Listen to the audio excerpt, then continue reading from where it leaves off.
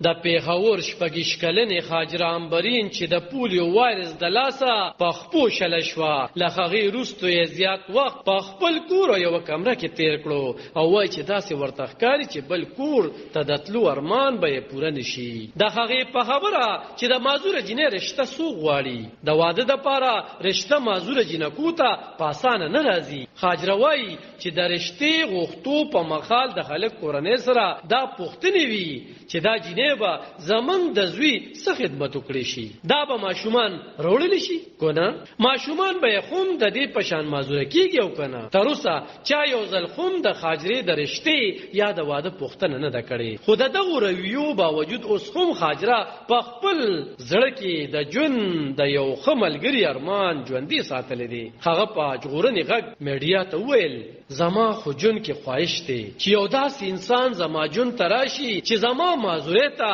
نه ګوري او وایي چې ته څنګه خوم یې نو زما قبولوي، زه به ستا خپې او ډانه جوړېږم. خو داسې ناممکنه ښکاري چې څوک وي. خو د بیمارۍ د لاسه وړوکوالي کې معذوره شوې 18 کلنې مریم جهانګیرله خپل زړه ته بیا دغه خواهش ویستلی او وایي چې د تعلیم او ډیزاینینګ شعبه کې د مخکې تللو اراده لري. داسې به ډېر کم انسانان وي چې معذوره جینۍ سره واده وکړي او نه زما د واده خواهش ته، ځکه چې ماته پته ده څوک معذوره جینۍ سره واده نه کوي. دا صفا خبره ده. د ځان په شان د پولیو د لاسه د معذوره شوو خلکو د حقونو لپاره کارکوونکي 15 کلنې افشا افریدي په دې وروستو کې نکاح کړې ده، خو وایي چې د ډېرو خلکو خبرې اورېدلې دي چې معذوره جینۍ ته د واده څه حاجت دی. هغه وایي چې معذوره جینۍ هم د خپل ژوند د ملګري، خپل کور او بچو خواهش لري، خو د خلکو بدې رویې د هغې مشکلات سیوا کړي. هغه وایي خلکو کې ناپوهي ده